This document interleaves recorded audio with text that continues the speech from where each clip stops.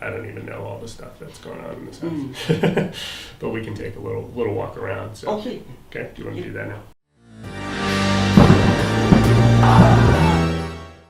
Paul Kim and Haik Rostamian went to the Harris house to investigate these happenings. So, what did we do this past weekend? We went to a little scary place, right? Yes, you did. Yes, you did. How did you like it? It was really great inside, like so many collections and like very old style at like 1902, and I love it. The first owner of the house is a woman by the name of Harriet Harris. Her husband died of tuberculosis in Missouri, and she moved out here. I think she had some relations to people who founded Glendale. Glendale did not exist as a city when this house was built. Right. But she lived here with her housekeeper for about 17 years, and then she sold it to another widow, a school teacher. And she and her daughter lived here for a number of years, and then that woman died, and I think the school teacher lived here further. So kind of an interesting kind of backstory. In the 1940s, a couple lived here, and they had two sons. The sons lived in the basement, and then the house was turned into a boarding house for women. So as many as 16 women lived in the house at a time. So rooms like this room had like 2 or 3 women. For the sons that lived in the basement, each one went on to marry one of the women that lived in the boarding house. So. For these paranormal ghosts, were there mainly all women or were there male? I don't know. Oh. Their gender is unknown. They're gender non-specific. Have you experienced anything out of the norm when you're like here sometimes alone? Yeah, I mean, a lot of stuff has happened. I'd say it's really started when I first moved in, and over time it's lessened pretty dramatically. So things would happen early on, like the stereo turning on at 4 a.m., the front door opening at 4 a.m., the burglar alarm going off at 4 a.m., and the stereo being on and the TV going on. And these things happened for the first, I'd say, year, pretty frequently, to the point of being sort of annoying. I never was scared. Later on, it would start happening when I was in a room. I'd be sitting in a room and the stereo would turn on. I'd be like, oh, that's nice, you know? Or the TV would turn on, but I'm like, oh, I'm working, so I got to go turn it off. But like at 4 a.m., you're like, stop turning things on. So. The basement didn't have any bad vibes or auras down there. I guess it was just very clean. And other places, there were no, negative energy there, only like normal positive energy and something more like uplifting and nothing dangerous in the out of the norm. So have you ever felt anything like touch you, push you throughout the years? Yeah, me and a number of people. I've felt a hand grab my arm and pull it. Ooh. I think I got spooned by a ghost in bed once. It's not the first time either. Oh my. I had a friend who said she started slipping and falling down the steps and felt like somebody caught her. Oh wow. And then I've had a number of people feel like dogs have brushed against them. Dogs? Yeah, and other people have thought they've seen dogs in the house. And I have a dog now, but I only have had a dog for a year, so a lot of dog-related sightings. Oh wow. Ghost dogs. Oh, and we had a psychic here. According to her, there were 2 ghost dogs in the house, but they were not related. They were like from different times. So any voices you've heard? I have not. Let's go. We're going to go this way. However, I did have a roommate, and she reported going to the bathroom one night, and as she was walking back to her room, she felt like something moved past her very fast, and like the sound of like a little girl's voice say, "Sorry."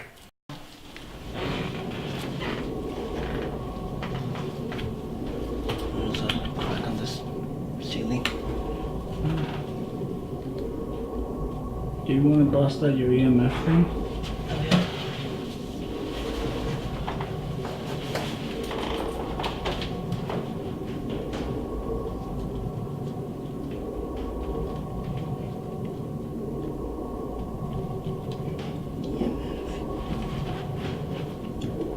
entities can be in this.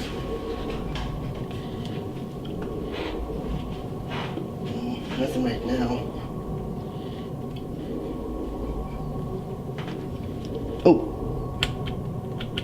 Did you get that? This is like a living room and it's where the TV is and so forth. And also, again, all the random junk I have. But this room we had the TV turn on a lot at random hours. This is the room we were sitting on the couch where the thing flew across the room. It was this. I got this thing jammed in there now. What brought us there? Like, you had an idea you wanted to bring to the paper. Oh yeah, the paranormal activity was, there to. We were there to, what was it?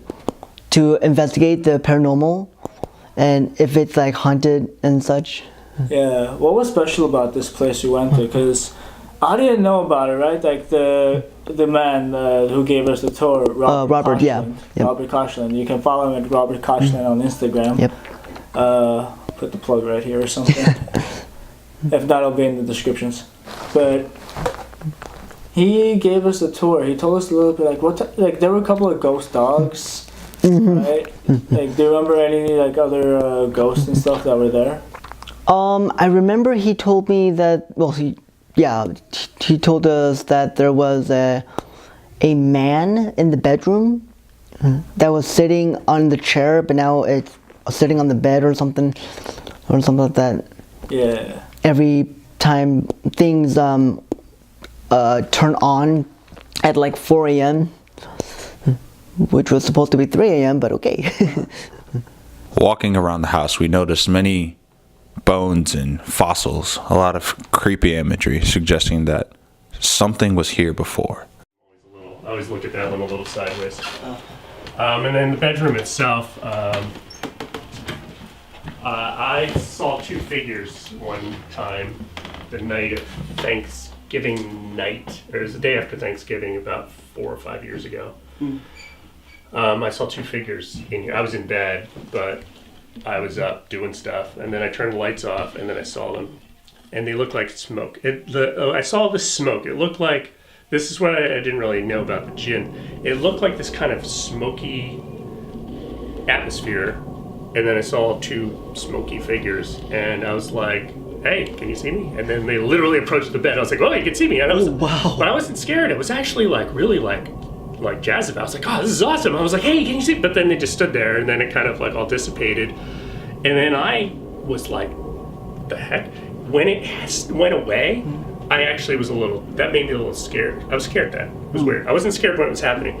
So then, this is like the even weirder part. It gets even weirder. Robert Koshland explained to us that he had seen many different forms while he was there, foggy images, otherwise known as jinn, which appear in several different Arabic cultures.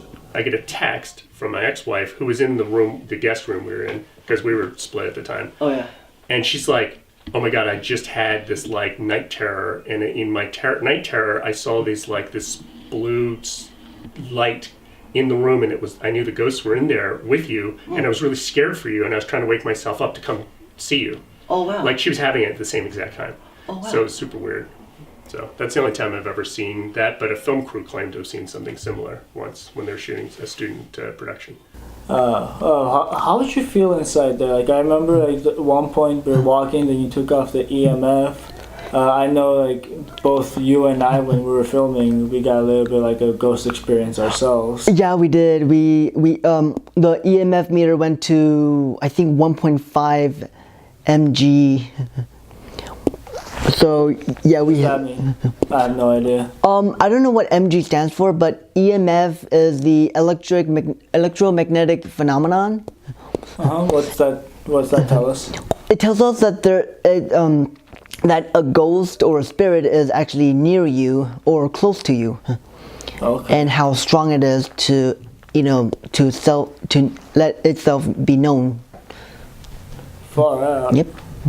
When our reporters were in the room, they felt a ominous presence. They felt as if they were no longer alone and something was touching them.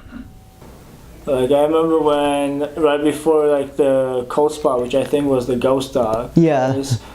the dude Robert was telling us about these two dogs that, you know, at some point in their lives they were part of the house. They died around there. Yep. And I swear, one of them tried to play with me while he was telling that story about the old man. Oh yeah, it brushed against your shins.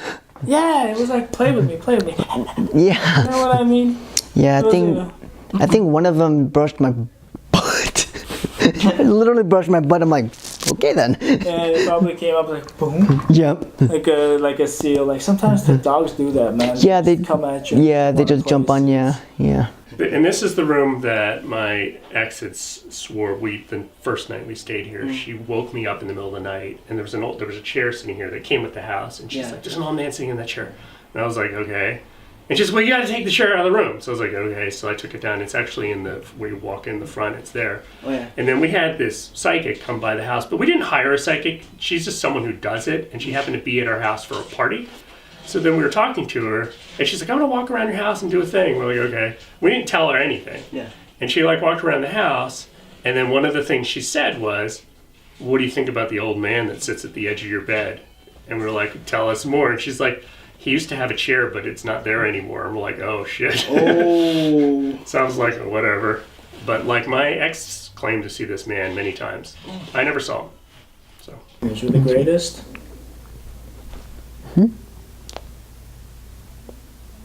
I have been Haik Rostamian, the senior production editor of the school paper and the magazine.